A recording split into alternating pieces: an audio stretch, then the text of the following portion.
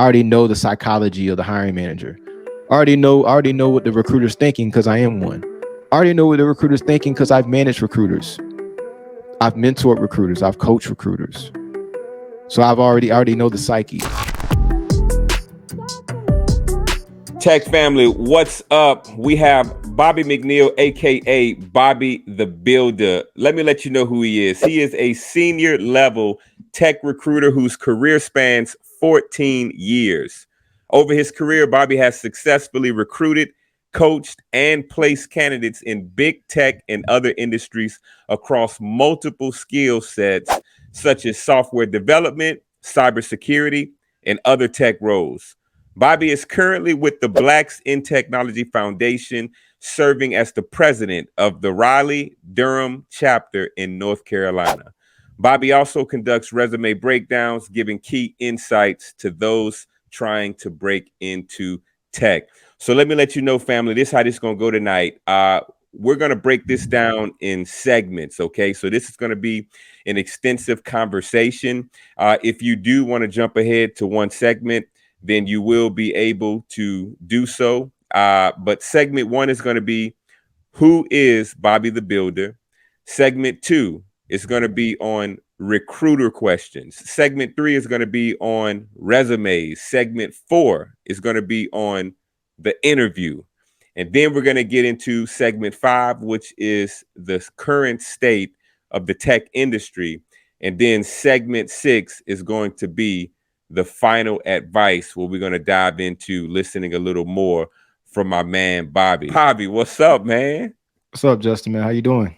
Man, I'm good, bro. It's a big honor to have you on, man. I felt like I definitely had to come correct. You know, the podcast game keep evolving, it keep improving, man.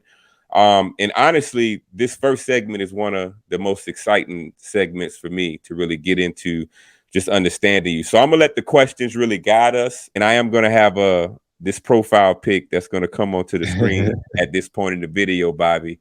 But what's the thoughts behind it, bro? Like, that was one of the main things that captured me about you, man, was your profile photo, bro. Like, the expression of creativity. Yeah, so I just didn't want to have a basic generic LinkedIn profile pic. I wanted something that was going to be professional, but also something that was a bit creative, right? And was a bit different.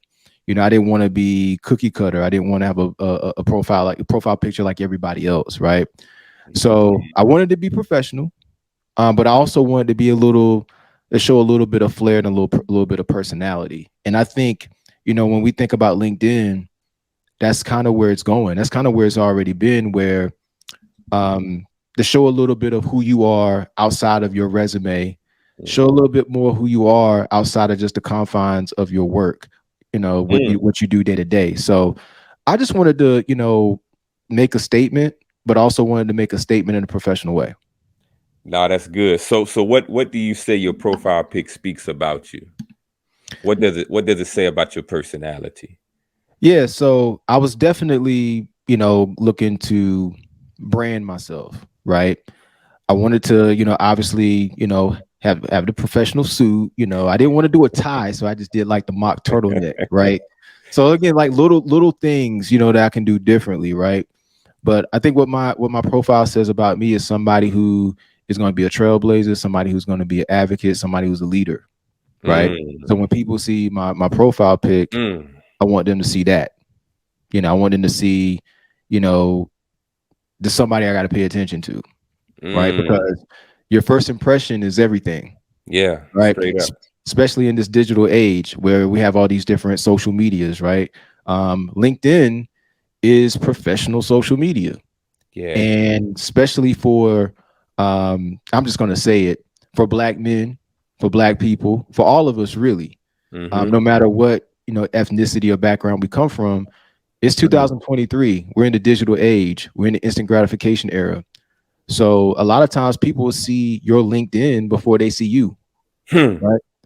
So I wanted to make sure I left a good impression. So image means a lot, and how we present ourselves. So I didn't want to be generic and basic. I didn't want to do what everybody else was doing. I wanted to make sure it was professional, but also wanted to catch people's eye.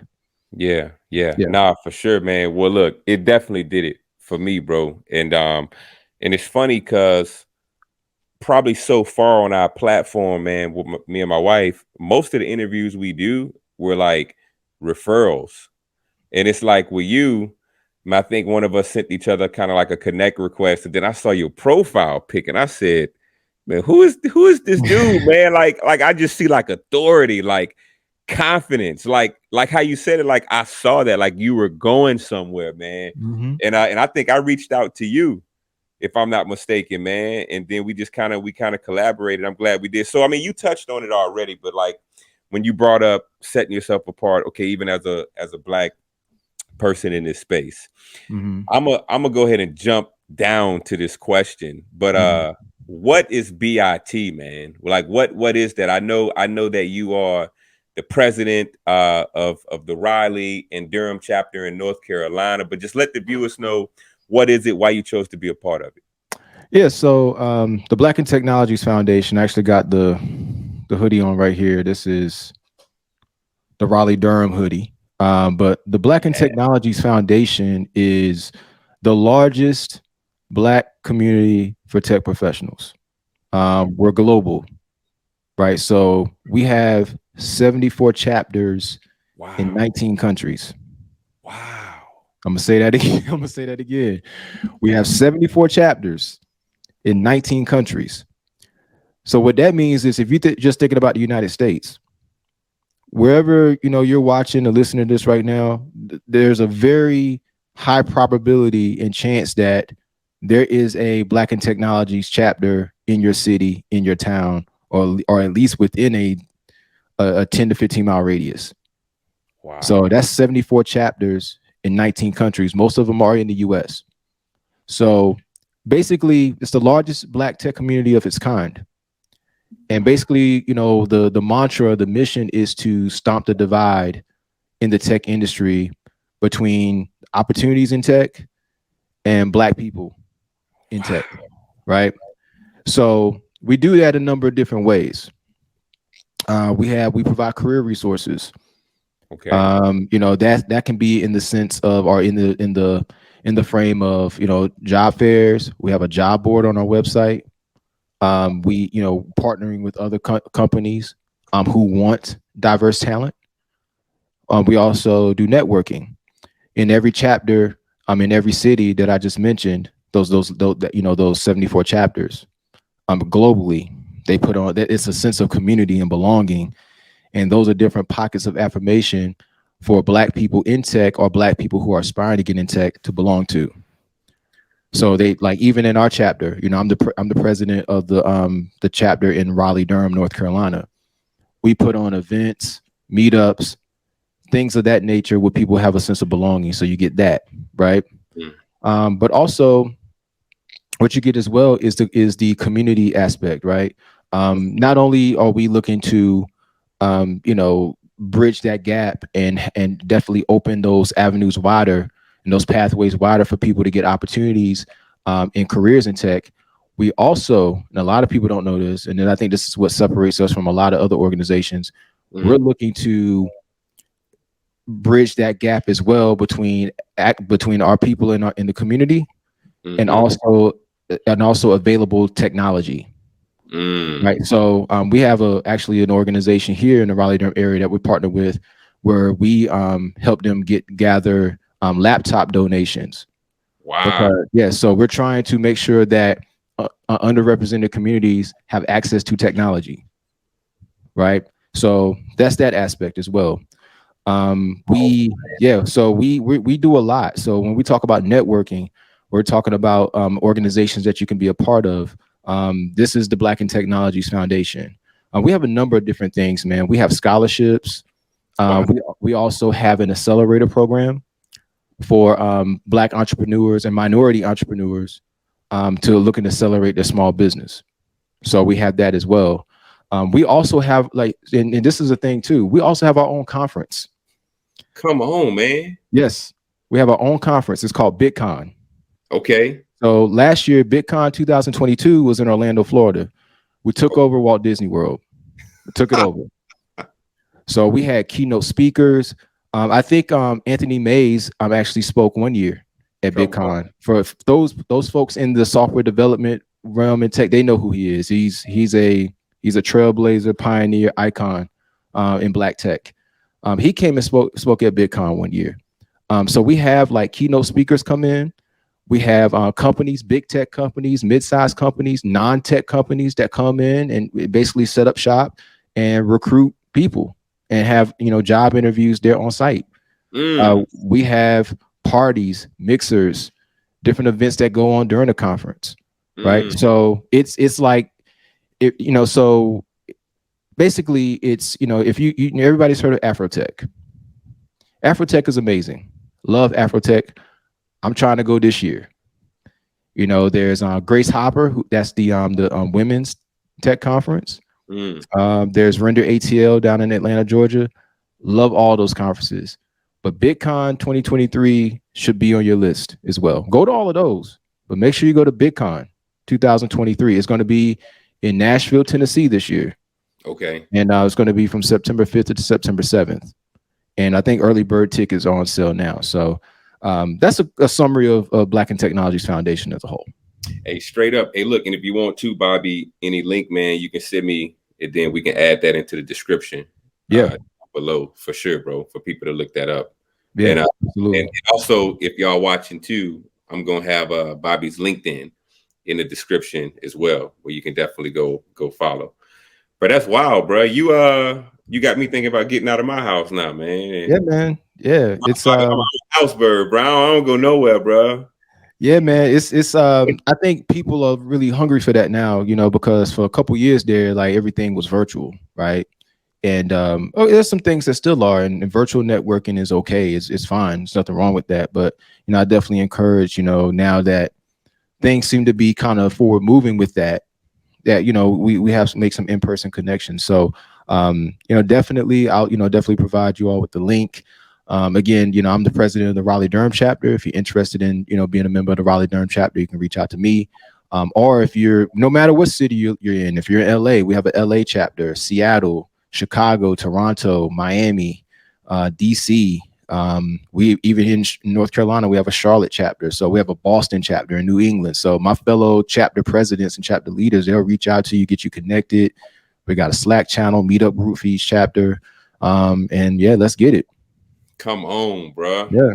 That's I'm gonna do a little more homework on that Yeah, after, man. after the video, Bobby, for real. And like, look, people who kind of know a little bit about me are probably gonna started following me and my wife from this channel. They probably know, bro. I don't be having a clue about what be going on sometimes, bro. I like tend to my family.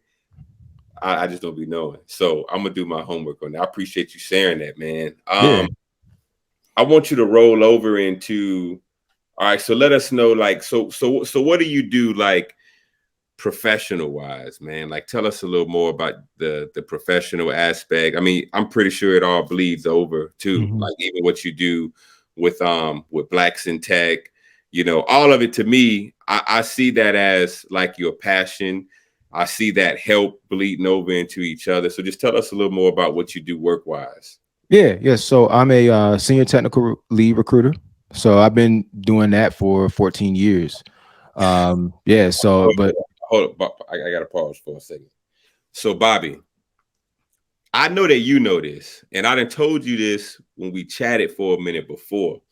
But my generation that's coming up, Bobby, we jumping in tech for like 1 month, bro, and we starting YouTube channels and and we recruiting people in the tech and everything. yeah.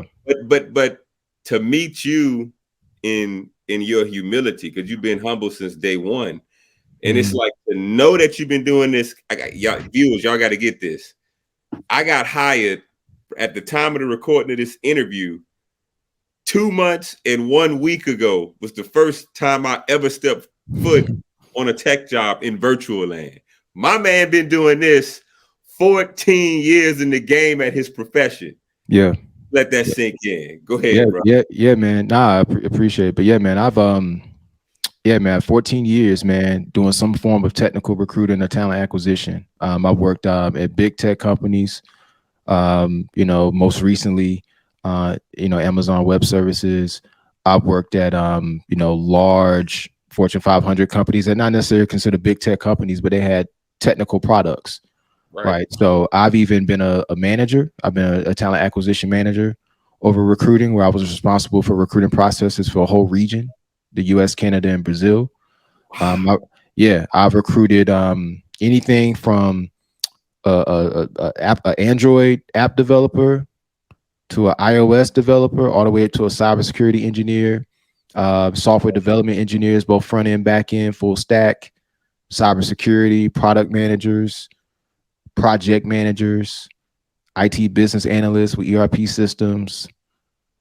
I mean, you name it. I've managed recruiters, I mean, I still mentor recruiters today, that reach out to me about things.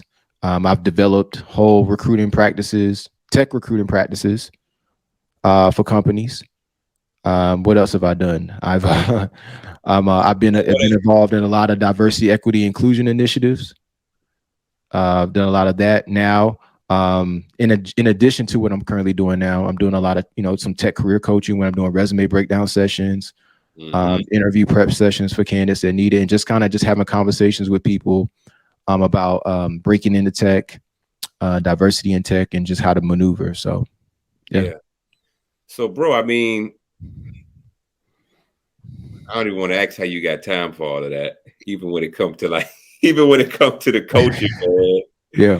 But no, man. So and look, and so for again for like the channel for this tech journey community, like part of the hesitancy with my wife and I moving forward with like doing any type of real coaching now, and it's kind of like, okay, we know we can do it because we didn't broke into tech, right?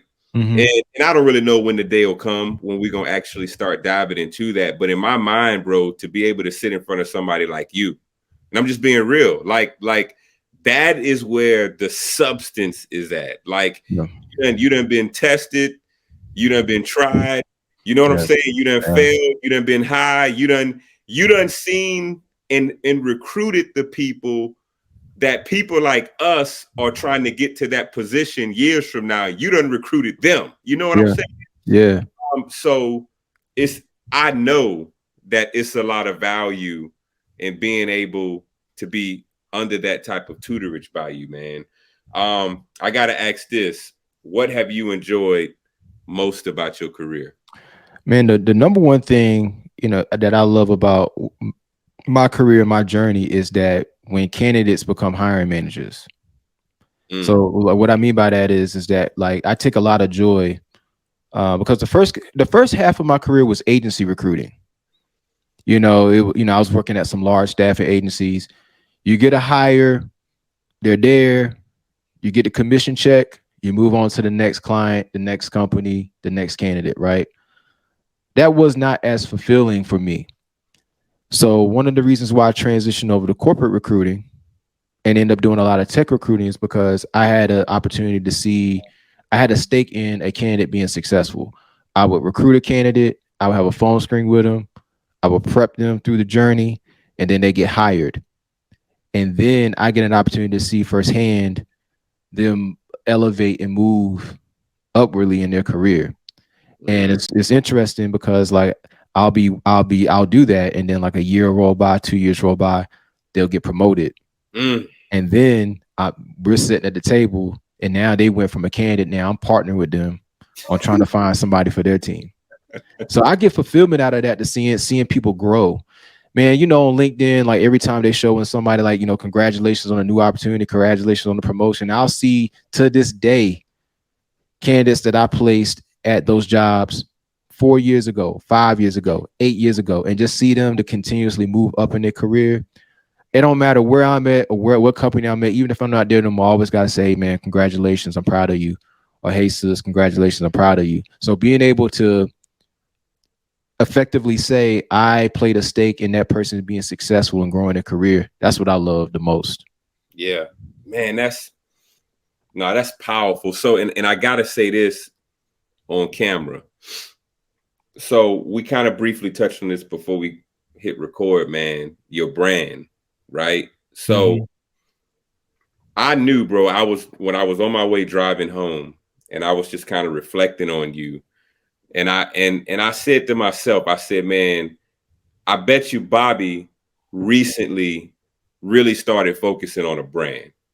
And I know this because of the substance you carry. And that's one of the things that can almost be kind of misleading sometimes when it comes to somebody's ability to market, right? You know, it's Mhm. like me, like, bro, I'm a rookie. What do I know? I got subscribers, but part of it is because we started our journey in the beginning. We started the YouTube channel, but we telling people like, hey, we just applied to this course. We think, you know, we trying to break into tech. You can follow us for the ride. So people are there for that process. But you've been doing this. Like you've been actually achieving success and helping people without actually doing like this brand building or this marketing thing. But now, and look, and I already know, Bobby, like I'm saying this now. I already know this is gonna catch on.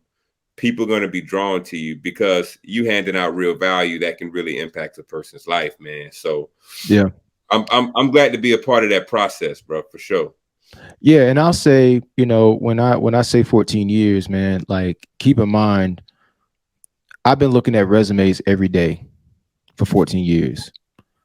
And within that 14 years, I've sat in numerous resume review sessions with hiring managers, interview debriefs, and even interviews, if they were my candidates or not, and just kind of been a fly on the wall and just took notes.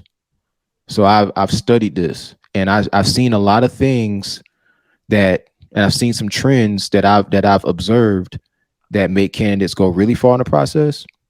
I never guarantee that you're going to get a job, because nothing in life is guaranteed.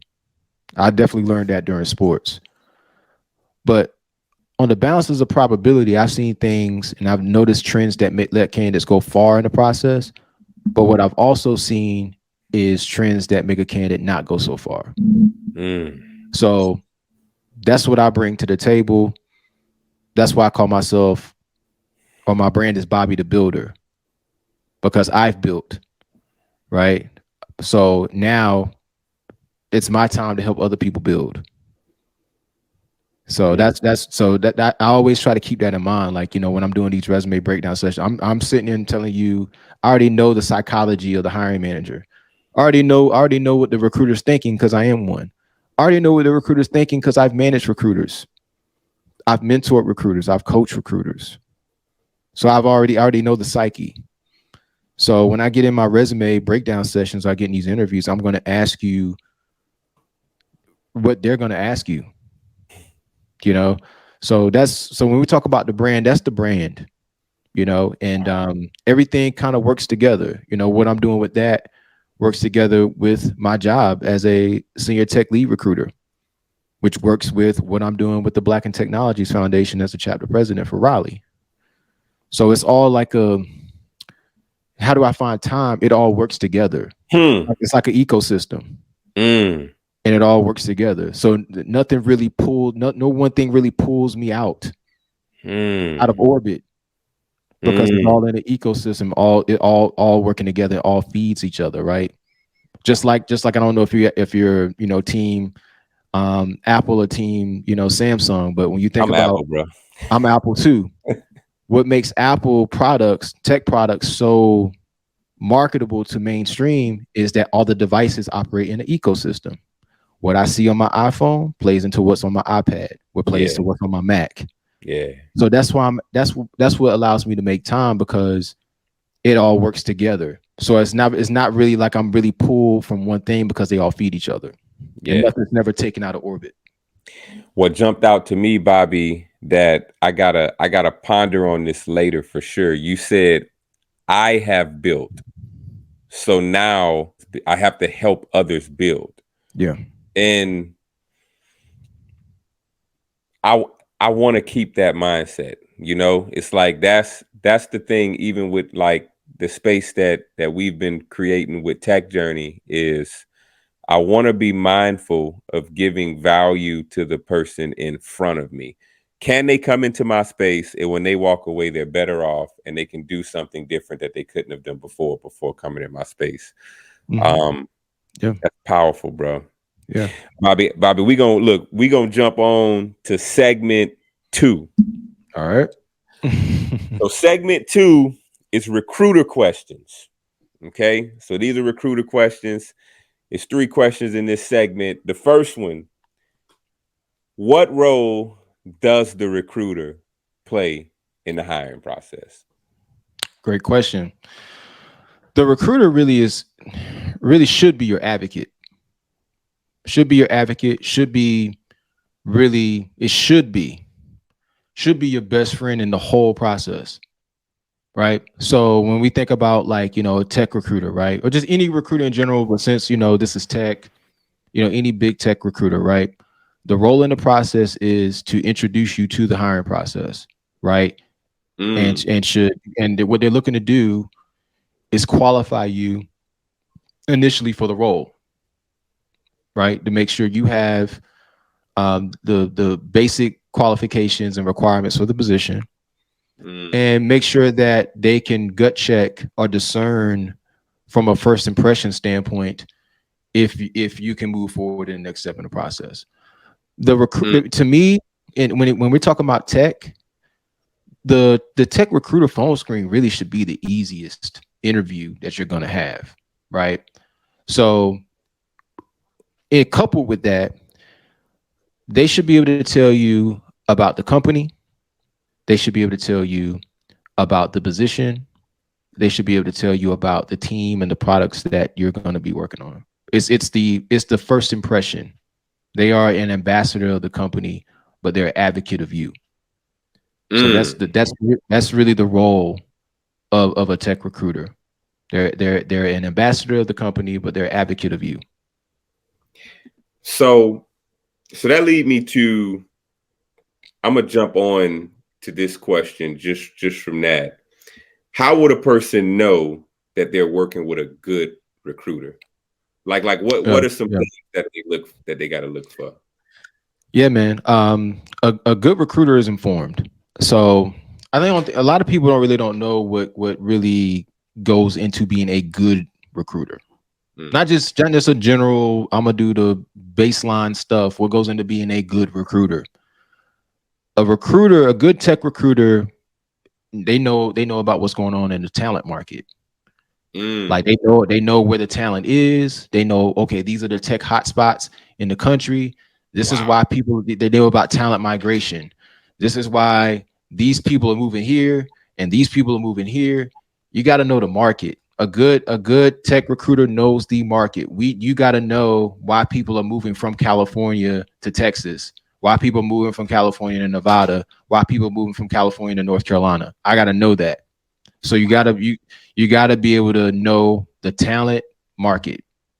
So that's one. Two, there's a financial component involved too. You're gonna have to do a little bit of math. A little bit. What I mean by that is you gotta know what's going on in the market as far as salary and Ah, how economic factors can affect salary. Inflation, how is that affecting salary?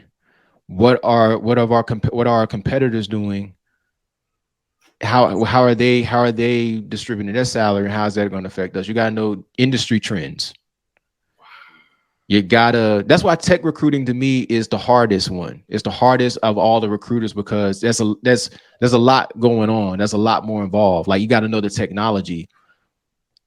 I've had people get on the phone with me and they thought I was an engineer, or they thought I was a technologist, and I am not. But the reason they thought that is because I think to be a good tech recruiter, especially in big tech, you have to be able to have, at least at a conversational level, to be able to explain what you're recruiting for. And I can do that very well. I know other recruiters who are my peers that I respect. They can do that. They can tell you the difference between front end and back end software development.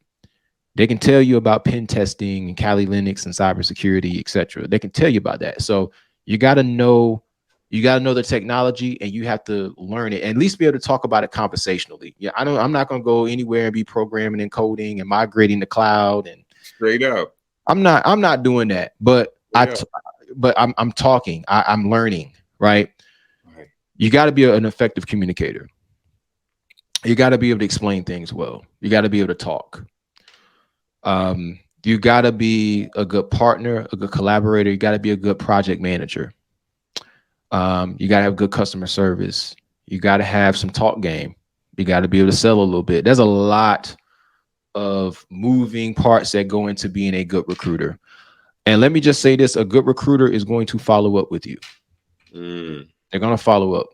One of the best things a recruiter can do is not keep their candidate in the dark. One of the best things a recruiter can do is not keep their hiring manager in the dark, mm, because a good recruiter earns trust both ways. You earn trust with your candidates by being informed and being an advocate for them, but you're also a good ambassador to the company, to the business, by providing a high level of service and just being honest about roadblocks and obstacles that you may be facing in the market. To me, mm. from somebody who's been in it over a decade, somebody who's managed recruiters, somebody who's coached recruiters, somebody who's still mentoring recruiters, that's a good recruiter. Mm. Man. So what I hear is the ecosystem, Bobby. Passion. Like, Mm-hmm. because so like when I hear you name all of that, to one mind that can sound like, man, that sounds like a whole bunch of stuff, man. I don't know if I would want to be that. But then the other mind is, but if you passionate about it, you like learning it. You know what I'm saying? Like it ain't even Yeah. like a chore. It's I want to be like in the knowing of why people move in here, why people. I want to be in the knowing about the salaries, but then part of it too is your side with the Blacks in Tech Foundation. Like, you fight for giving people an opportunity that may have more challenges or roadblocks getting into this industry if they were just doing it by themselves. So I can get how the ecosystem works together now. Because the more Mm-hmm. you learn about what's going on, the more that you can bring that understanding back to educate people and remove certain roadblocks, the blindfolds when they're going into the industry, man. So Mm-hmm. Yeah. You, that's you you gotta love it. yeah, Just like anything, like you gotta love what you do. yeah. And I like knowing what's going on in the tech industry. I got Right, I got I get my TDLR newsletter every morning. You know what I'm saying? Like, I want to know, right. because that's I'm sorry. You know, I'm putting that in my TDLR. I don't know. Oh I yeah, gotta put. yeah. Yeah, because that's going to keep me up to date on what's going on in tech. So when I go talk to a candidate, it's like, wow, finally a tech recruiter that knows a little something. So I earn trust. So that means they're gonna work with me versus somebody who is just a job to them. They're gonna work with me, Mm, you know. So you just gain instant respect, especially when you're talking to hiring managers who are actually the engineers and technologists. They ain't expecting you to like do the stuff, but like you could talk to it a little bit. Like, okay, look at this guy. Yeah, I want this guy filling my positions, or this girl filling my positions. mm, So and I mean, I think a lot of that comes from just my athletic background too, man. It's like you gotta always be practicing. You always got to be improving. You just gotta stay on to, like a real estate agent. Your realtor knows what's going on in the market. They know if it's a buyer's market, it's a seller's market. They love it. They like that stuff. So it's anything, man. Like, even if you're a sales engineer, or you're an account executive, or like you selling technical services or software, man, you got to know pricing models. You got to be able to do demo presentations. You gotta be able to like work through things. So that's just like any corporate job or any tech job. Like, you gotta, especially in tech, because things are always moving. yeah. Things are always innovating. They got one technology today that's just like, oh my god, and then 9 months later it's gonna be something new. Right. So you got to, and I Man. love it. I think it's great. It's fun. Yeah. Yeah. Nah, that's ooh, ooh. Look, I gotta just, I guess, throw this question out there because I know that this is a common question that it seems like I hear amongst people. What are recruiters looking for on LinkedIn, Bobby? I know that that's probably a loaded, extremely broad question Mm-hmm. because you done, obviously you work in so many different like job positions. But if it's any way that you can begin to answer that. Yeah, yeah, I got you, man. So I like to.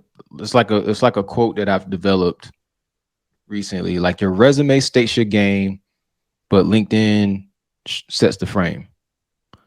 So your resume is very matter of fact, to the point about when I say your resume shows your game, it shows what you can do and what you've done. Your LinkedIn sets the frame for what I just saw on your resume, right? So your LinkedIn, what, and I've had some people debate with me on this, but your what the contents of your resume should be on your LinkedIn profile and your experience. Okay, that's the main thing they're looking for. Here's why. I've had other people tell me, well, no, your LinkedIn in the experience section, it shouldn't show that much. It should be just more of like a business card. Like I don't agree with that because I've been in so many review sessions with hiring managers in this digital world. They'll see your LinkedIn profile a lot of times first before they see your resume. Hmm. So you might as well do yourself a favor and Hmm. what you have as far as the contents of your resume, have it in your LinkedIn, right? So we want to see congruency, we want to see consistency, we want to see things like, okay, what I see here is here. Okay, cool. Because when we're out, like everybody's not going to apply for a job. So if a recruiter or even hiring managers have access to LinkedIn Recruiter is a kind of an extension of LinkedIn that's just for employers where they actually can go and find people Hmm. like directly. So when we're looking at that, you might as well have whatever you have in your resume. You might as well have it in your LinkedIn profile because a lot of times I've seen hiring managers. I've been in sourcing sessions with hiring managers and be like, yeah, I don't like this candidate. I'm like, why not? They don't have anything on their LinkedIn. They don't have anything. They don't have Dang. anything. They don't have anything under their section at Microsoft. They don't have anything under their time at Airbnb. They don't have anything under their time at Netflix. But if you go to the person's resume, it's all there. Wow. So do yourself a favor. That's why I've actually had debates with people about this other career coaches, but do yourself a favor and just go ahead and just make them whatever you got in your resume, put that on your LinkedIn profile. That's the first thing we want to see because that's like I said, a lot of times they'll see that first before they even see your resume. So do that.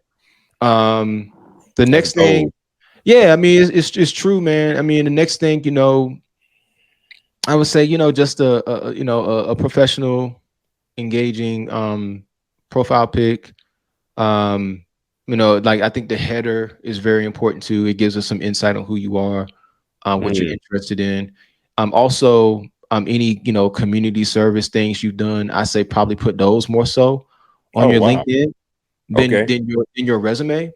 Okay. Um, I think on your resume, like community service and organizations and things like that, I think it only matters on your resume if it's applicable, right? Like I have like if I have if when I do my resume, if I ever do a resume, I'm gonna have Black and Technologies Foundation on there because I'm in tech and I'm the president. That shows leadership skills. That shows Mm. diversity, equity, inclusion. Mm. What I'm saying. But like, I think putting community service and no, those organizations on there are fine on your resume if it's appropriate for the role. But a lot of times having those on your LinkedIn profile, you want to put those on your LinkedIn profile because the very person that's looking at your resume or the hiring manager might be part of the same organization you're part of, maybe just in a different location. So that's why I said your resume states your game, but your LinkedIn page sets the frame for who you are. Bro, well, Does that make sense? that made clear Okay. sense. Okay. I was about to say a term, but it don't really fit my personality. I don't never say it. I was about to say less, but I don't even know if I really know what that means. Say less. But look, I got a partner. He always say that. I was after you said that, I was like, that sound like a say less insert Say moment. less is basically say no more, or like, Yeah. yeah, man, you hit that nail on the head. That's basically Hey, what that means. hey, Yeah. Bobby. I'm so glad we doing the segment breakdown on this video, man. I'm so glad, bro. All right, segment 3, Bobby. Segment 3. So my man Bobby the Builder, we on the resume. We on the resume, and it's a good segue too, because you just explained what the recruiter's looking for on the LinkedIn. Now, the first question that I wrote down, you can answer it however you want. I just feel like it's a question that people ask, and you kind of really already answered it. But which one more important, the LinkedIn or the resume? Both. Yeah, Straight definitely up, both. Especially nowadays, it's straight up, both. Both. straight up. I would say, maybe 10 or 12 years ago, 100% resume. LinkedIn has evolved so much, and how we view people socially view people digitally, excuse me, on these social media platforms. It's evolved so much where your LinkedIn profile is equally as important. Because like I said, your resume states your game, but your LinkedIn profile sets the frame. So I think both definitely are important. Nah, straight up. So now I'm gonna ask. You done answered this already. My next question was, what is the purpose of a resume? If it's something you just want to throw another sentence on to that. Yeah. Your resume really is, I mean, it states it does a lot of things. I mean, it states, what you want to do. Mm-hmm. I look at a resume like a timeline.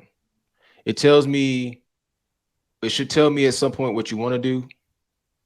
It should tell me what you're doing now, and it should tell me where you came from. Okay. Yeah. Okay. It should be, Good. yeah, it should tell me all those things. It should tell me what impact you've made. It should tell me what skills you have. It should tell me the information I need to know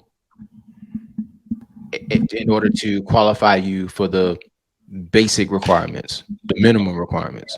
Mm, That's what a resume does. It's really, I look at it like, I mean, like I like movies, man. So like it's probably the movie poster. It's the movie poster. Yeah. God. Nah, that's good. Your interview is the movie trailer. Okay. And then, okay, do I want to go see this movie? So let's cash in on this person and let's go see this movie. Job offer. You know, if I had to break it down, like, that's really what Yeah, it is. dude, I ain't never heard that before. The resume is the poster, and the interview is the movie trailer. I saw the trailer. Now, do I want to cash in and go see this movie? Do I want to hire him? Mm-hmm. All right. Yep. So, whatever you want to just throw out, you kind of touched on it. But the last question under this segment is, how does a person cause their resume to stand out? What is it that sets a resume apart? Oh man, yeah. So number one, I mean, formatting. Your resume first got to be easy to read. Like, and I think I put a LinkedIn post out this before, like on my free game Fridays. Like, never underestimate the power of format. Formatting is important. Again, here I go with my metaphors. Like, I know I said the resume was this, but it's also just so people can understand. Like, think about a resume. It's like your format is like the spine of your resume. Like, if your spine is disjointed, then your whole body is like all over the place. So it's the Oh, structure, how you format things. So formatting is important because formatting is the first step in making your resume easy to read and easy to digest, wow, right? So right. format, like little things like that are important. Format, um, grammar, like grammar is important. Punctuation, think having things bold where it makes sense to bold it. And that's just at first glance. That's just at me getting your resume and just doing that. Right.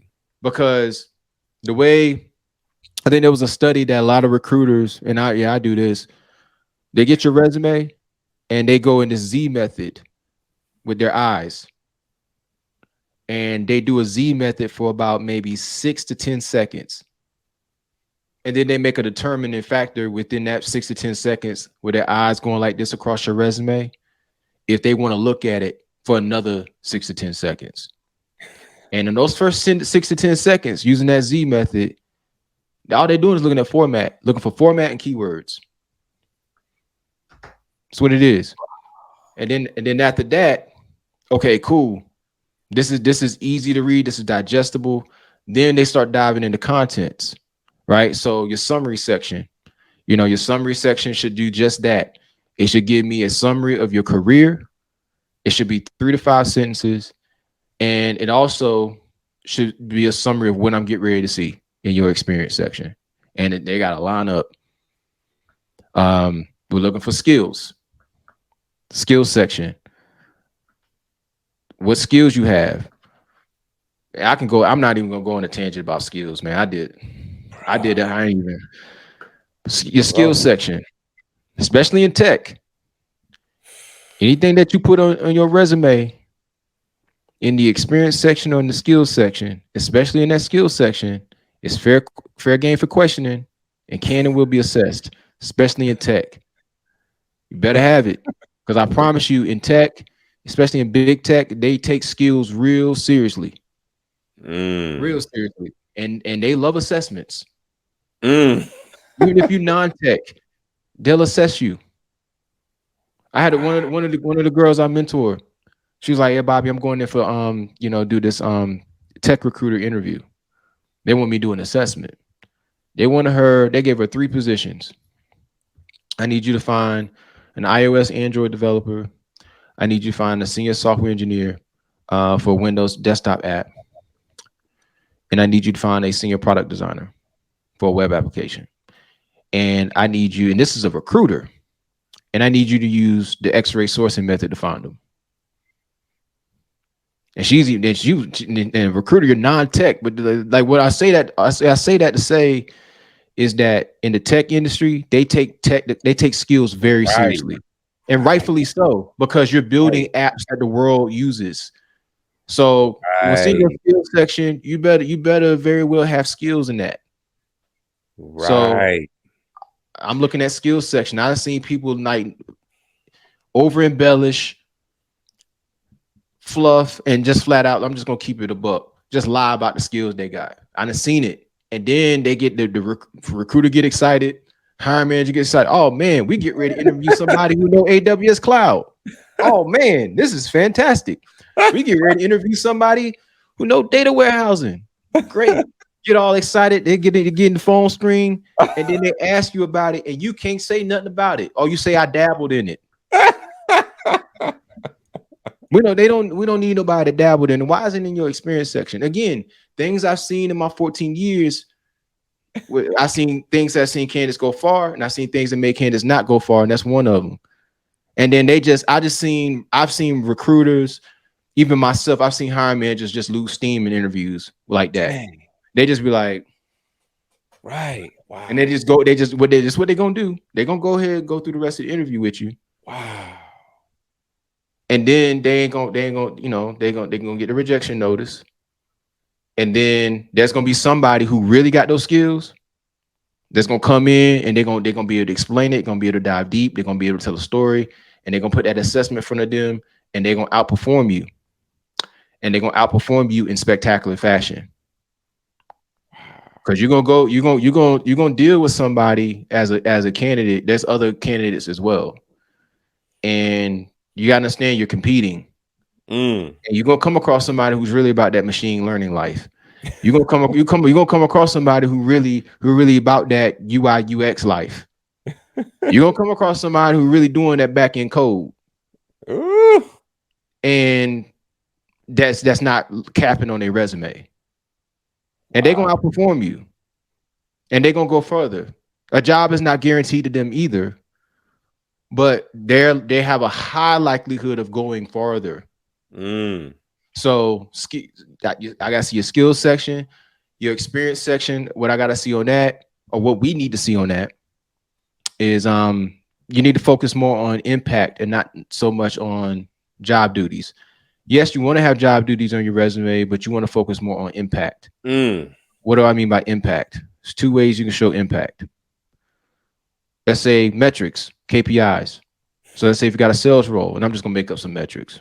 Mm-hmm. Let's say it's your job to close 10 sales, like have 10 sales and have an 80% customer satisfaction rate.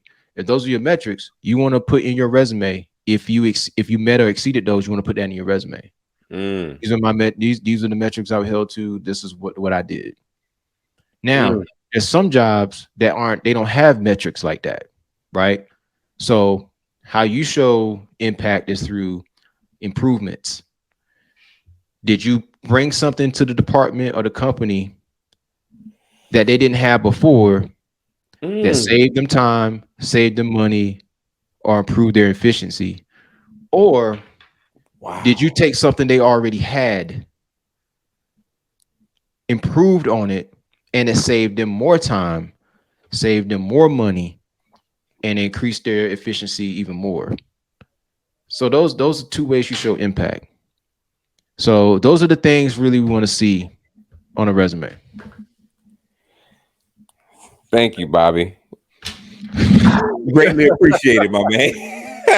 I see how calm you are when you're speaking, which shows it shows the depth that's there. Like you don't have to talk fast. You don't have to try to make something up, inflate it. You're more so digging from a well of knowledge and experience that's already there, man. And that, bro, that's value, man. That's value. So we're gonna go ahead and jump from there into segment 4, the interview, the movie trailer. Okay, that's it. The interview. So real cut and dry. First question. What's the purpose of the interview?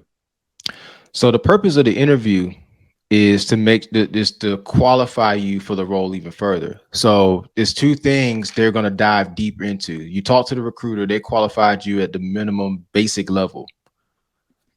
When you get to the next round of interviews, you're either going to be interviewing with a hiring manager, a team of leaders, or a mixture of both. A mixture of people, a mixture of the hiring manager and other leaders and people who could be your potential peers. So what they're going to do is they're going to dive a little bit deeper on the technical skills, and they're going to dive deeper on behavioral skills. So the technical skills and the behavioral based skills are really what the interview is for, right? And typically, they're going to ask you questions using the STAR method. STAR method is a very common methodology that's used at companies across the board, big tech, small tech companies, mid-sized tech companies, companies that aren't even tech, right? So the STAR method, they're gonna ask you a question when it comes to behavioral questions, right? Tell me about a time when this happened. What action did you take? What was the result?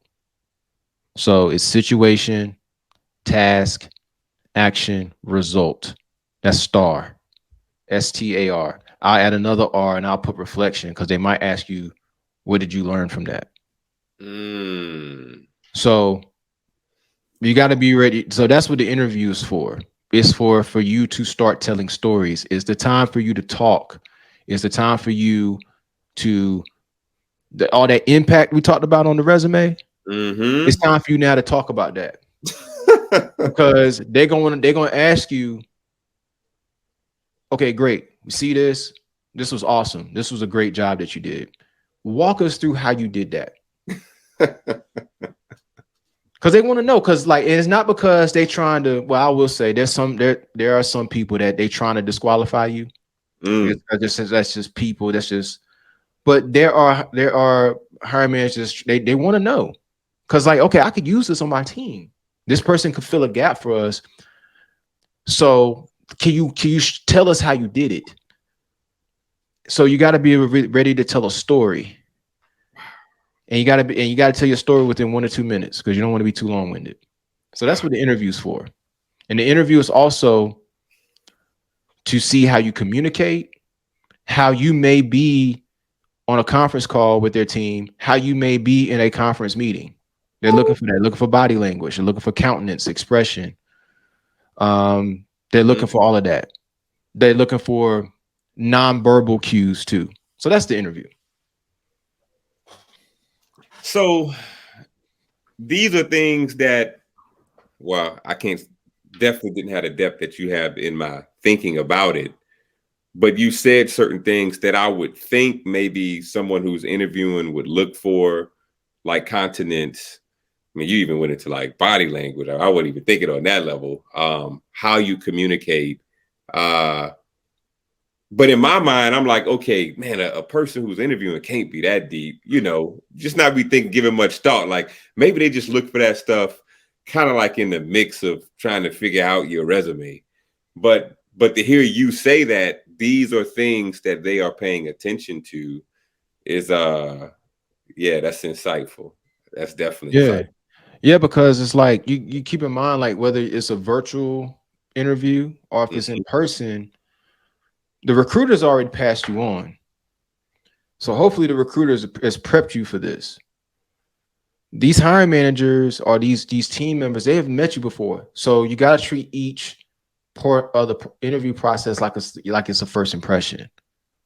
Mm, So yeah. So like think about it. Like if you had a guest and they were just kind of like they didn't want to be there, or they were just kind of like, you're like, yeah, I don't know if I, want to really do this episode. I don't know if I really, what I mean? I don't know if this gonna bring value to my audience. They're right, thinking like, okay, is this person going to be able to collaborate with others? right, Is this how this person is going to look on a virtual team meeting? Is this how this person is going to look? Because when a hiring manager hires somebody, you're about to be a representation of them.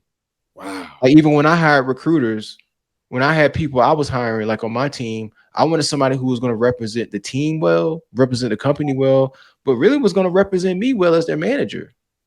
So when they right. went out to a meeting to collaborate with other people on some of my other peers' teams as managers, I didn't want to get back, oh man, such and such was just like aloof or just acting, they man, they was just, hey, that's Bobby's person. Like, yeah, it's like Bobby I- boy.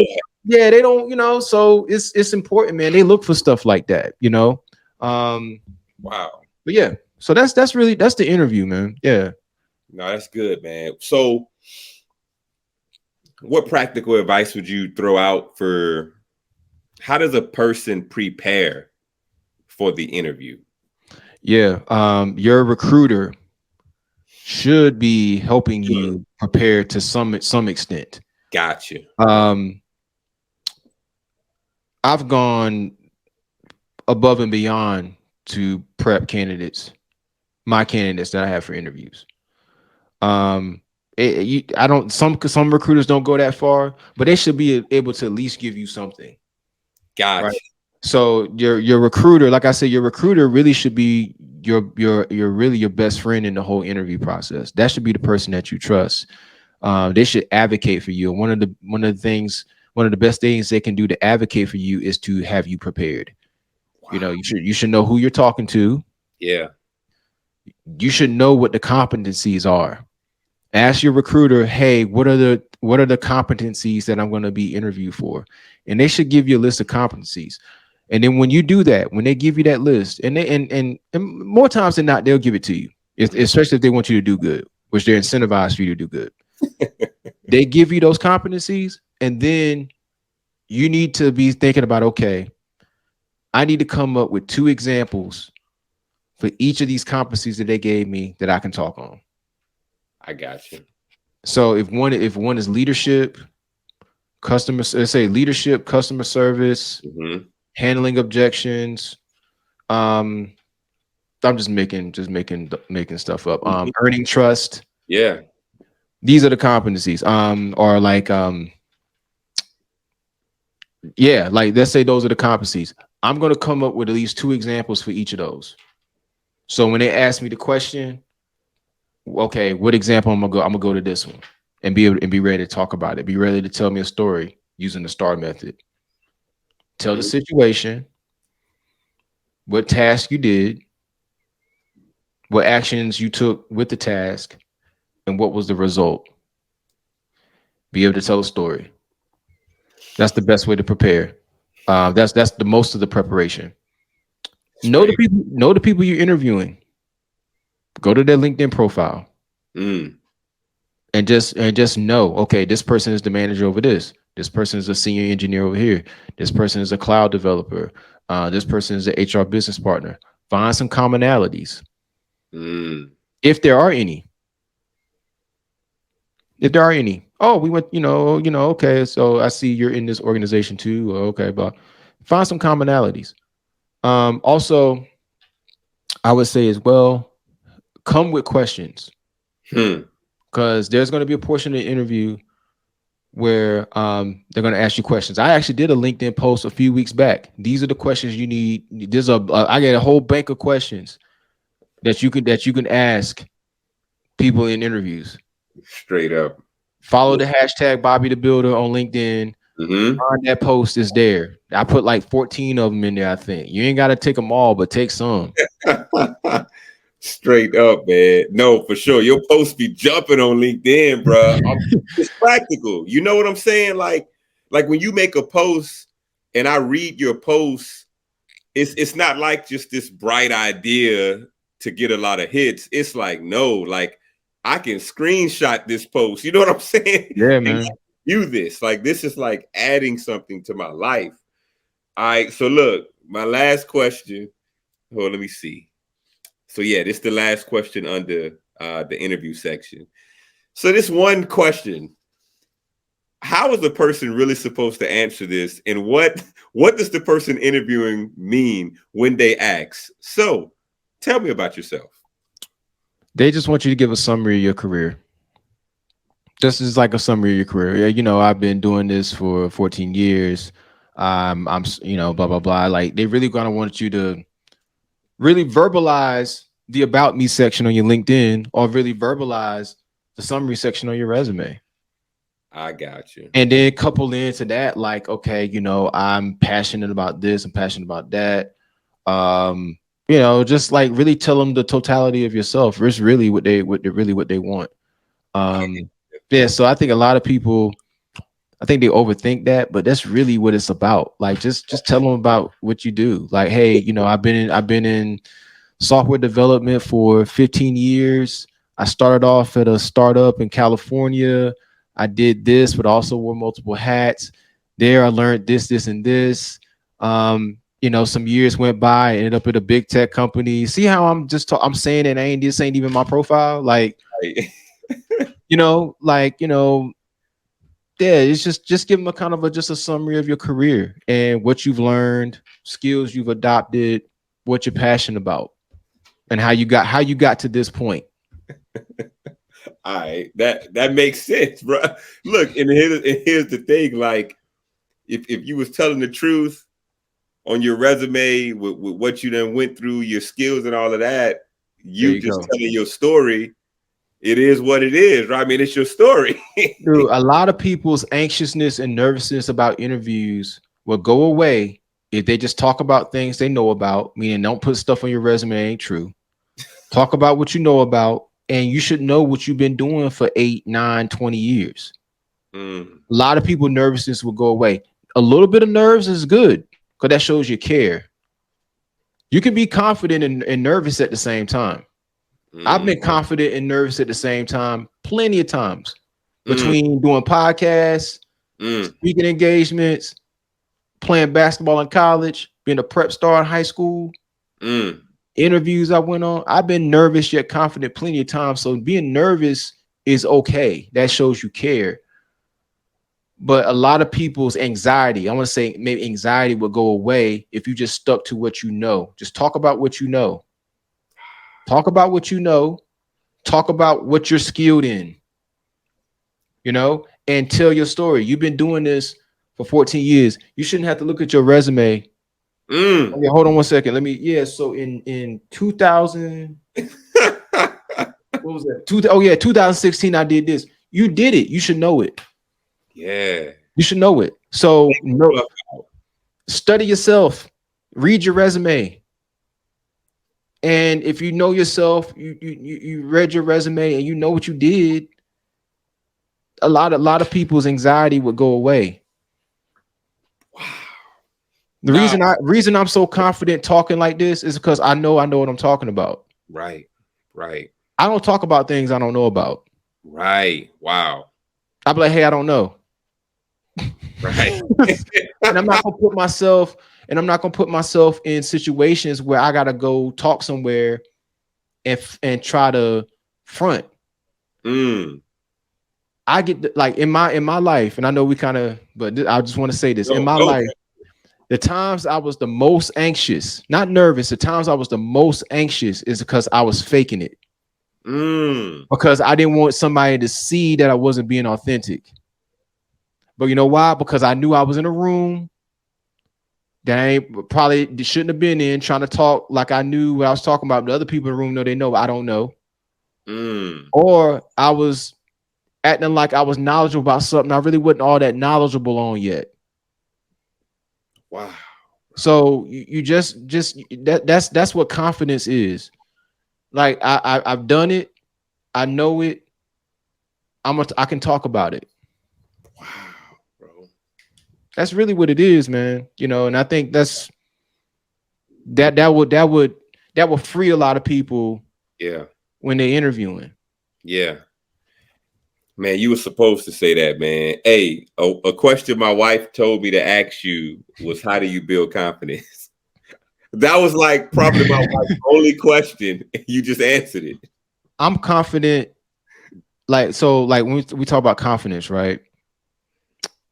I think that being competent breeds confidence. Mm. And like so being competent, like meaning really just really talking about the stuff Mm. that you know. Mm. And how you know that you know that you know is because you've done it, you studied it, you've applied the theory over a significant amount of time, and you've yielded positive results more times than not. Mm. So whatever you're competent in, you should therefore be confident in. Yeah. So that competency is then going to lead to performance. The reason why Kyrie Irving is confident that he can finish around the basket and dribble that ball because he's done it over a course of time. You Yeah. could drop that man in any gym in the world at any time. He could be playing against NBA players, church league players, YMCA players. It don't matter. He laying you up and he patting that rock. Right. It don't matter. He's skilled. So he's competent, and that competency leads to good performance. Mm. And both of those coupled together is confidence. So that means Kyrie Irving probably ain't gonna try to go block Joel Embiid's jump shot because he's not known for blocking. He can Mm. do it, but he gonna stick to his lane. In life, try to stay in your lane as much as possible. And I know that ain't too profound, and Oh, it ain't that's like profound. try to stay in your lane as much as possible. Now, you can always grow your competency and develop new lanes. Yeah. But Wow. stay in your lane as much as possible. You'll be confident as much as possible. Wow. Bro. I That's don't do podcast. I don't do podcasts on real estate. mm. I'm not a realtor, so I don't talk about it. I talk about this. I talk about things I know. You need to. I think it's important to when you're in life, you got to be a subject matter expert in something. You got to have a high level of competency in something, whatever that is. It ain't got to be what I do. It ain't got to be what Justin does. But whatever it is you do that and stay in that lane as much as possible and continue to develop yourself in that lane until you become one of the best, if not the best. Mm. And in any room you walk in, yeah, I'm ready to talk. Mm. A lot of times you already know. I already know what I'm gonna say. you Wow. know, some of my mentors, man, some of the most impactful men in my life, man. I know they've been battle tested. I know they done applied the theory, and I know they performed. When they go in rooms, man, they barely have to prepare. Mm. They prepare for like the structure, they prepare for performance, but you don't have to prepare the talent. You have to prepare the display. Like, Beyonce get ready to go on tour. Beyonce is prepping. She's rehearsing, she's prepping, but she's confident she's gonna go put on a good performance. You know why? Because that's when talent meets preparation. Right? So she gonna Yeah, put on an incredible show. straight up. That's how you look at interviews. You've gotten to the interview because you're qualified. Mm. You got the talent. Even when I was playing sports in college, the best people, the best athletes, the folks that went the furthest, that played in college, played in the NBA, Mm. they had talent, but they also practiced. Hmm. They had talent, but they also prepared. Right. So if you, that's another way to be confident. The talent plus the preparation. If I got the talent and already prepared, then what am I scared of? Right.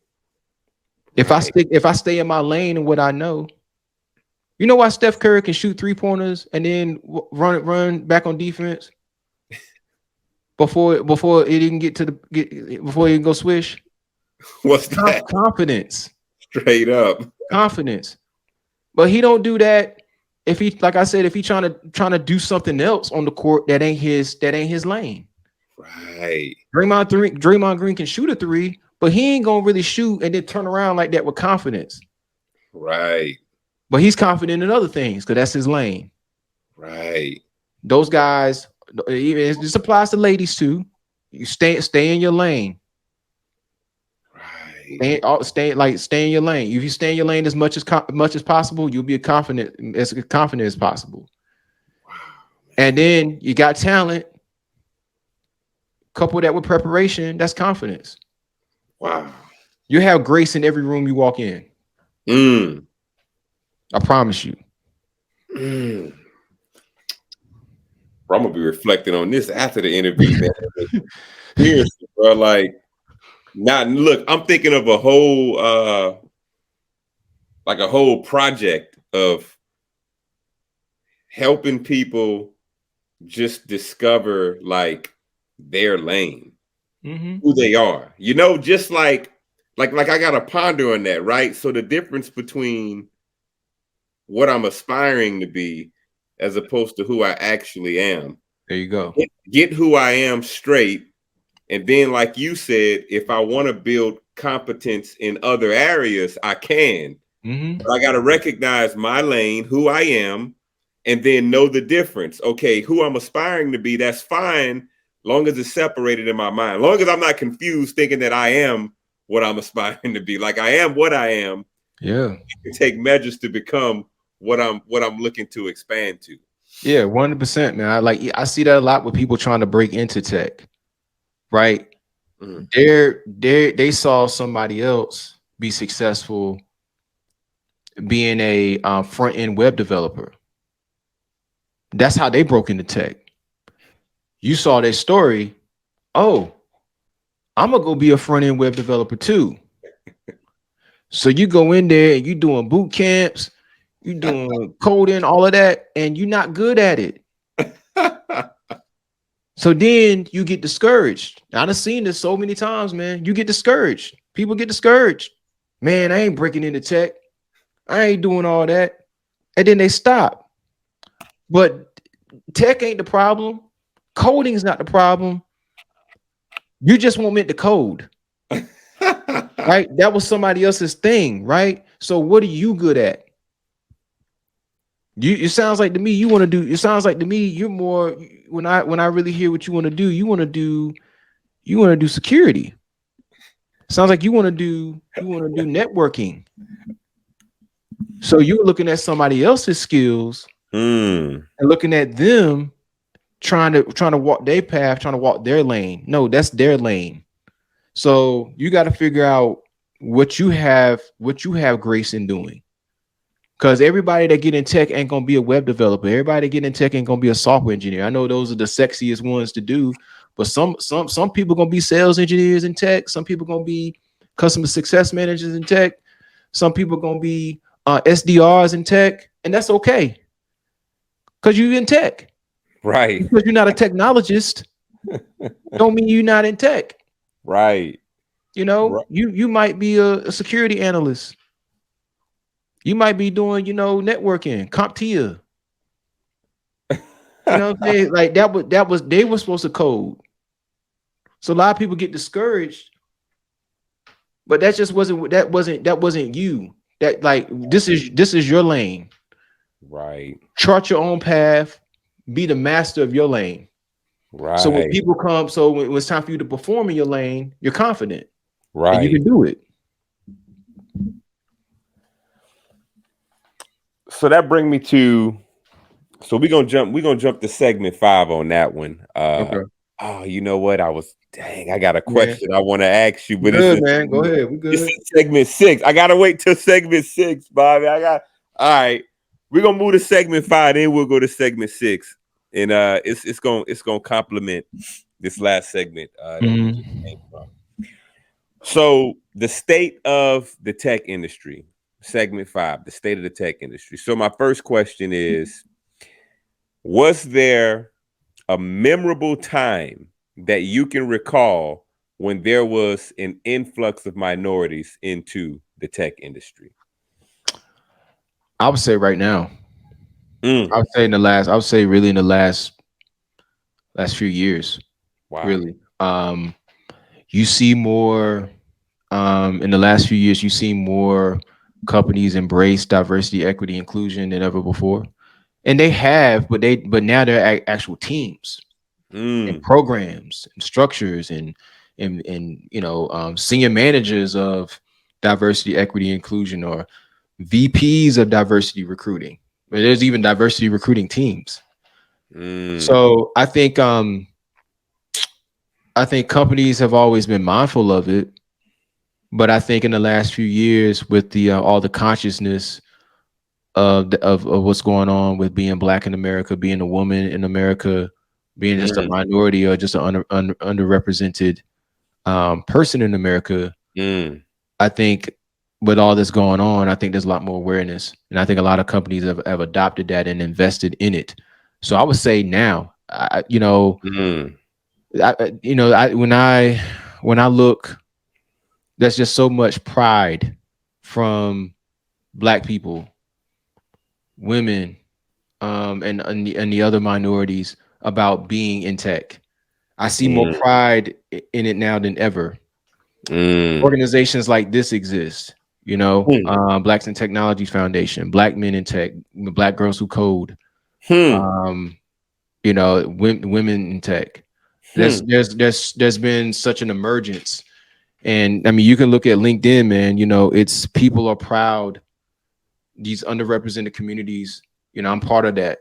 There's a lot of pride in being in tech, being black in tech. There's a lot of camaraderie. We all find each other. Me and you found each right, other. We all right. find each other.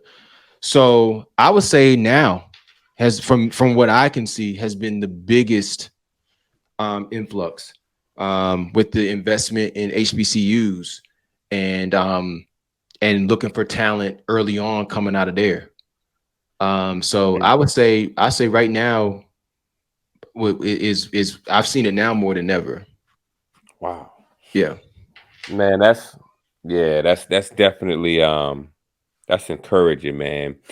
I'm gonna jump straight into the next second question on this section.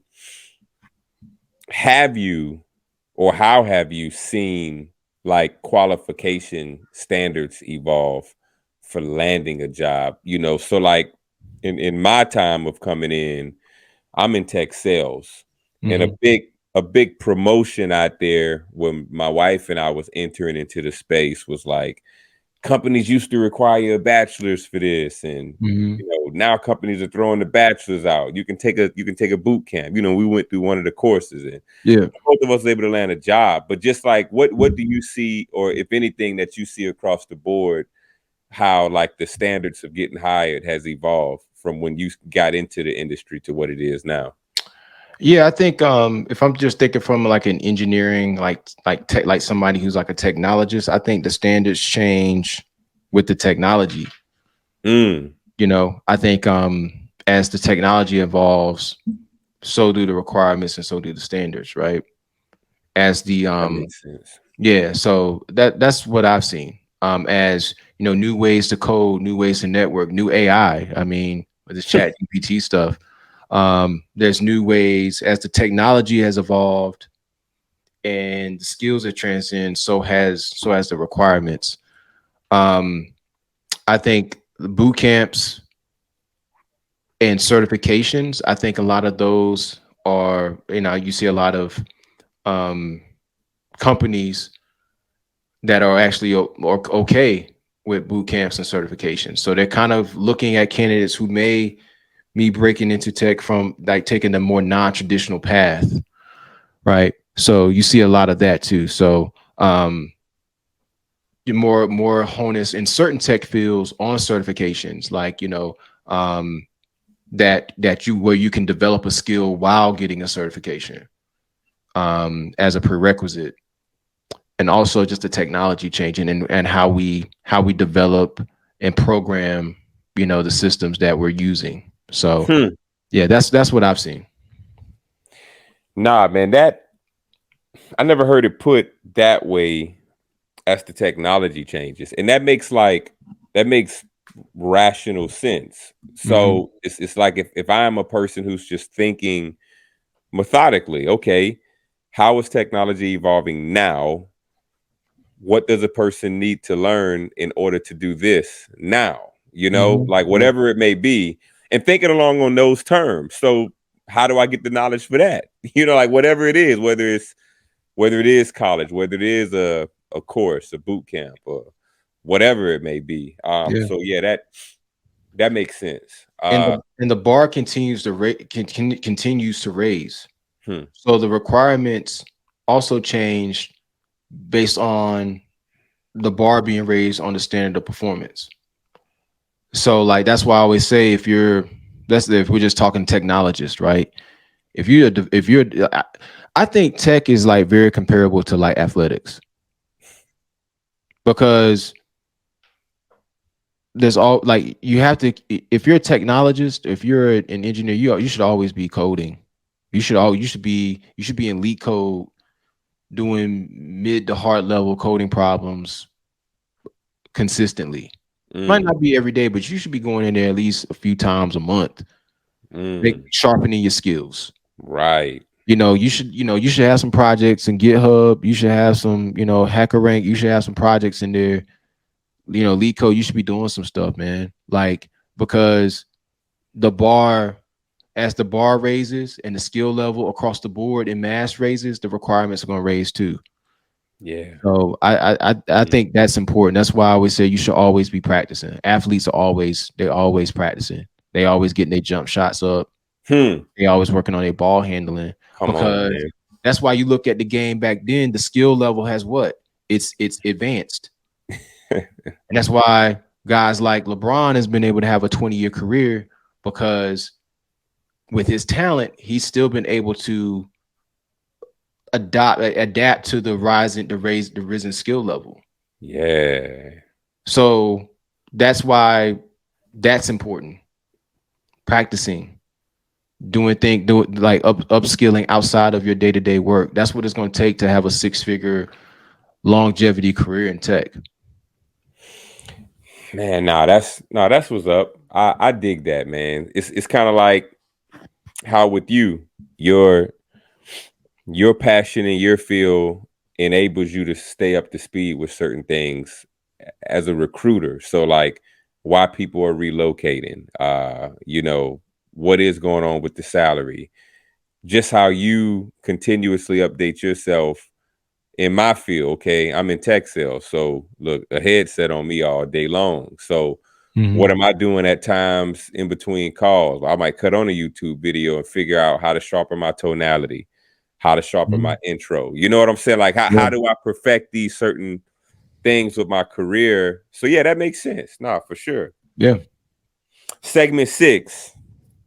So segment 6. This is the final advice segment. I'm gonna start off with this question, Bobby. What are some good industry level? I'm sorry. What are some good entry level positions that does not require a college degree? So somebody is oblivious to tech. They just hear Mhm. people talking about tech. Look, we got the Blacks in Tech Foundation. They see this on LinkedIn and they like, okay, I want to go in tech, but I'm 32 years old with three kids. I ain't about to go get a bachelor's. Mhm. What's some good entry level positions that somebody can start looking into for some type of course or something like that to take?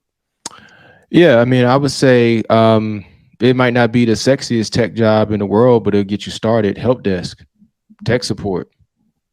Mm, Um, wow, out straight up. yeah, because here's what it'll do. It'll help you sharpen your customer service skills and your problem solving skills on the job. Mm, You'll be talking to people, talking to customers, taking inquiries. They train you on how to be professional, how to keep the customer first. But then you'll at least know how to solve tier one problems. And if you really want to think about it, okay, cool. I'm ambitious. I'm hungry. What certifications can I take while I'm doing this tech support role or this help desk role to get me to where I need to go? That's why I always said, man, your first good. job breaking into tech might not be the job you want, but it's Mm, okay because it at least gets you on the map. It at least gets you under the umbrella. that's So good. you know what I mean? So while you're doing that, like if like I would be like, yeah, I'll take the tech support role and I'll learn what I gotta learn there. Buddy up with some tier two, tier three help desk men and women, learn from them, have those conversations with them, and then go get my CompTIA or Mm, whatever it is I want to do. Go get my AWS cloud practitioner, and look at it that way. mm, So that's like that's a data analyst at a tech mm. company. You know that. Um, I mean, honestly, man, an entry level sales rep at a tech company. That's me. Yeah, yeah, Yeah. because okay, and I think a lot of people get caught up with that. You don't have to be a technologist or an engineer to work in tech. You can get a SDR role where you sell into a technical product. Yeah, your day-to-day job description is going to be demo presentations, reaching out to customers, meeting with customers, but you're going to be working alongside Yep. engineers, Yep. and you're just by off assimilation. More is caught than taught. Yeah. A lot of what I know about this, like technical stuff, cybersecurity, software development, because I talk to hiring managers and candidates every day. They told me what it was repetitiously, phone screen after phone screen after phone screen. Intake meeting with a hiring manager, another intake meeting with a hiring manager for years. Mm. I can talk about it conversationally through them. You'll be able to do that the same way as an entry level sales rep. You're going to be talking to them about the products. Hey, the customer got a concern about this product. What do you see from your technical lens? Well, I see this and this and this. You hear that? Mm. You hear that more and more. The next thing you know, there'll be opportunities to learn and grow. So, a data analyst, tech support, help desk, sales. That's what's up, man. Yeah, Nah, that's what's up. So, see what we want. So let's jump on this then. What role does networking play on landing a job right now in this yeah, field? huge, huge. I think we put a lot of emphasis on in our culture, right? And I'm not talking about just black people. I'm just talking about overall, just the job market landscape. There's so much conversation about resumes, Hmm. and a resume is important. Hmm. It 100% is. You should have an optimal resume, 100%. But your job search toolkit or strategy should be more than just your resume. You gotta have a good resume. Okay. You gotta have some good interview coaching. Okay. Hmm. You gotta be networking. So networking, especially right now, is important. I've always said networking, and I actually put this up on LinkedIn too. I think it was like a free game Friday post. Networking, what I've learned in my career, networking is a value exchange. Okay. Mm. What I mean by that is a lot of times people go into networking opportunities only looking for what people can do for them. Wow, man. And it's okay. It's okay to go, and that's what you're going for, right? You're trying to get something out of your interactions. But you got to think about too, okay, there's gonna be somebody that's gonna want to talk to you because you're Mm. there. And they're gonna look at you. It's like, let me go see with this guy, Hmm. you know, it's a value exchange. And I think a lot of times people go into thinking, okay, what can my community or my network do for me? But they don't think about when I walk in this room, somebody's gonna want to talk to me. What value am I going to be able to bring to them? Wow. Because that's all it is. It's a network. Think about it. It's a network. It's a value exchange. This Mm. person over here is good at this. They need this. This person over here is good at this, and they need something. Let's exchange. I'm gonna do this for you. I'm gonna look out for you. I'm gonna pour into you, and in exchange, you can help me out with this. Wow. That's networking. Yeah. That's what networking is, right? So, Yeah. and like it's the game of deposits and withdrawals, Hmm. right? And like you're gonna have to pour into people sometimes before they can pour into you, and sometimes Yeah. people gonna have to pour into you before you can pour into them.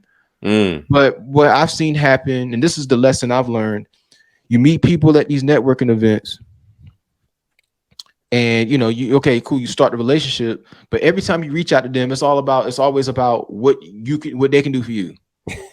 And every time they see you, like, oh man, here they come. Like, you know what I'm saying? But it's like, what are you bringing to the network? Yeah. And I think that's one of the most important things I've learned in my career, man, where I've been able to go in places. I already know what value I'm bringing. Wow. I already know I'm bringing 14 years in the game. I'm bringing Black and Technologies Foundation. I'm a tech Wow. career coach. Man, I've been doing resume breakdown sessions. I've done over 150 Wow. outside of what I do for my job. And I've been adding value, and that's what that is. So like now there's opportunities coming where I added value out to the marketplace, to my network and my community, and now it's coming back. That's networking. Wow. Networking is Straight not, up. yeah, networking is just like not like just taking from people all the time. Because what's gonna happen is you're gonna make too many withdrawals from people. And then you're gonna overdraft on them, and then you're gonna exhaust them. Bro. You're gonna exhaust them. Bro. You're gonna overdraft. So just like that's networking, man. And it's like, Man. and also thinking about it too. And I'm not trying to be too long winded, but Nah, you good, Bobby. networking is a value exchange, 100%. And I think that virtual is good, but you got to get out and Mm. talk to people, Okay. especially now that things have kind of opened up. Okay. Because there's nothing wrong with doing things virtually. I've made a lot of relationships virtually, but Hmm. a lot of people get a chance to really kind of, they can feel your drive and your passion through a web lens, or Mm. but they'll really be able to feel it with a handshake, Mm. sitting down talking about what you're passionate about, what they're passionate about. There's a Mm. guy. There was a guy I did this podcast. He's actually a good friend of mine now down in Atlanta. I did this podcast, and I take it back. I met him at Render ATL, this big tech conference in Atlanta, um, back in like May of last year. Wow. And I went there. I went with Amazon because we worked the booth and everything at the career expo. And he came to our takeover event, and I talked to him, introduced him to some people at Amazon that was going to be able to sponsor him for his company, right? So I at least got him in contact with people. I don't know if he actually got it, but I at least got him in contact with the right people. Uh-huh. Hey man, would love for you to come be on my podcast. Did his podcast back in like October, November. You know what I mean? And then now like we're friends. Wow. Just saw him when I went to Atlanta, a actually a few days ago. Wow. You know, so like we met at a networking event, but I show value to him. Like Mm, I connected with someone. That's networking.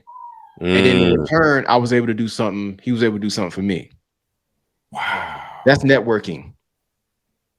Like because people are going to ask you for something too. If you at a Yeah, networking event, you for got your real. suit, your tie on. If you're a lady, you got your dress on, and you look professional, and you look like somebody's going to ask you for something too. Right. And what's going to be your answer?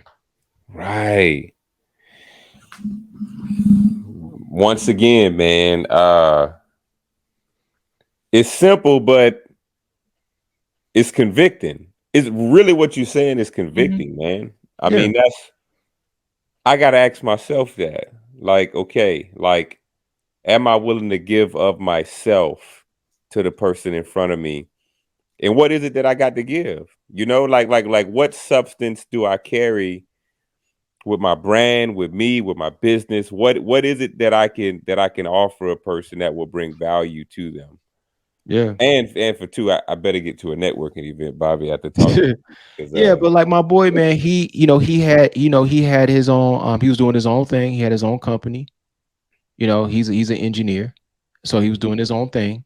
mm-hmm, Um and so he had that to bring to the company. He wanted to do an event somewhere. He brought that. He also had a podcast. So that was what he brought, straight up, you know. straight up. He understood instinctively what was going on in Atlanta with his people.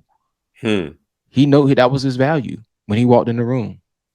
These are the things I can talk about. And he's Straight up. also a career coach too. That's his Nice. value package. So when Nice. he walks into the room, any room, I'm gonna talk about somebody. I can. This is what we're gonna talk about. And I'm gonna find somebody. He's like, I'm gonna find somebody in the room. This is him. This is my boy John. Shout out to him. There's gonna be somebody in the room that's gonna care about one of those four things. You know what I mean? Right. So that's networking. Right. You know, Right. and then I'm like I looked at his resume the other day. I was just down with him in Atlanta. We were talking about stuff like, I went and saw where they're doing his stuff and everything like that. So that's networking, man. Like that's Right. really what it is. And a lot of people, again, not trying to be too long-winded about it, but No, a you lot of good. people a lot of people go into networking only concerned about themselves. But just know if you're in that room, you need to know what you're bringing. It ain't got to be. It's just what you're bringing. Mm-hmm. My man, he brought a podcast. He brought his own business. He was a black engineer in Atlanta. He was Mm, helping people get careers in Atlanta. He was coaching people on how to get jobs. That's his mm, value package that he could mm, that he could take anywhere. mm. Understood. Somebody's gonna want to talk to him about that. He's looking there. He's there to look to get some things too. And I was able to make some connections for him. Right. But that's his value package. He ready whenever. He can Right. walk in any room confident. This is what I'm bringing. Somebody's gonna want to talk about something. Right. Either I'm gonna help coach them as a black tech engineer. I'm gonna actually coach them, on getting a tech job, or you're gonna talk about what we do at our business, and you can help partner or sponsor, or you can get on my podcast. Straight up. That's his value. Yeah. Your Nah, value man. might not look like his, but that's his. What's yours gonna look like? Right. Because mine look different from his. Right. Right. Right. Yeah, Right. Right. Nah, man. Bobby, my last question before any final remarks from you, man, yeah, man. is what's some advice that you would give someone Mm. who's planning on entering into the tech field? What's the advice? Really spend some time because I know breaking into tech. It's yeah, that's great. That's wonderful. Do it. It's attainable. Definitely do that. But have a strategy for how you're gonna break into tech and know what you want to do. There's plenty of avenues to get in tech, to break in. But know, okay, you want to break into tech, great, but know what you want to do. and you really got to set some time before you even take a boot camp, before you spend, hundreds, even thousands of dollars on a boot camp, before you go out here and get all these certifications and don't know why you getting them. Before you do any of that, spend some time doing some self discovery, do some research on entry level tech roles and what avenue or what path you want to take. Then, once you know that for certain, then set a path forward. That could be a non technical role in tech, that can be a technical role in tech. But really, because I seen a lot of people make this mistake, and we kind of touched on it earlier.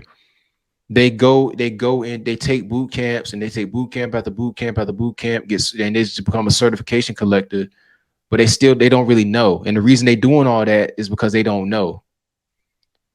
Right. And next thing you know, you spend a whole bunch of money on stuff where you spent all your money over here on this, where you should have been spending your money over there.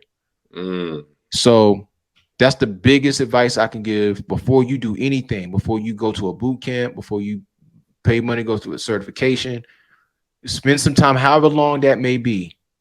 It could be one day, it could be 1 week, it could be 1 month, it could be 3 months. Mm. Figure out what you want to do in tech and then chart a path forward. That's gold, bro. Yeah. That's stewardship of life, time, resources, man. You touched it, bro. That's proper stewardship. You Mm-hmm. know, like if you can be entrusted with that, then yeah, you got a Yeah. better chance at the career booming for sure. You know, when the bigger things come. Yeah. Um, anything else off the dome, Bobby? Anything that we ain't touch? Um, nah, I think that's it, man. I think I talked a lot, so hopefully, everything was helpful. Oh man. I'm glad we went as long as we did because Hmm. sometimes I think podcasts can be too short, and I think if you really trying to give the people information, if you're really trying to give your audience what they need, yeah, the conversation is going to have to be longer than 30 minutes. Yeah, So yeah. I appreciate you having me on. Like I said, follow my hashtag on LinkedIn, Bobby the Builder. Builder. Yeah, follow that. And just kind of keep an eye out for things I post. All I ask is that you just like and share. Just do that so we can get the word out. I know I got a lot of key insights, and I just wanted to get to the people. So yeah, but thank you for having me, man. No, it's my pleasure, man. And with the hashtag Bobby the Builder, that would be kind of like that main focus if somebody wanna kind of reach you or get plugged into any of the things that you involved in. Yeah, That's the center of focus. Hashtag Bobby the yeah, Builder. for sure. But Yep. then, yeah, fam. Um, like I said earlier, LinkedIn profile link will be in the description as well. And also, we want to put do we want to put the Yes. blacks in Yeah. tech? Yeah, so we Absolutely. Yeah. I'll yeah, get that to you. Yeah, definitely. Definitely looking to join the Black and Technologies Foundation. Like I said, it's the largest of its kind. We offer a lot of value. And like I said, there's a chapter probably near you. Like I said, we got 74 chapters in 19 countries. So chances are, if you're viewing in the United States, there's a chapter in your city with a community of people who are getting together, gathering, fellowship, and networking, and learning and growing together. BitCon 2023 will be in Nashville, Tennessee. Like I said, go to Afrotech, go to Render ATL. All those are fantastic. Go to them. I'm gonna be at them. But BitCon 2023 needs to be on that list as well. So I'm not, we all together in this. I'm not gonna tell you not to go to those. Go to those because they black and they tech and it's awesome. Go to those. Add to the list. BitCon 2023, September 5th and September 7th. Early bird tickets available now. bam, there it is. Until we see each other again, tech family, we out.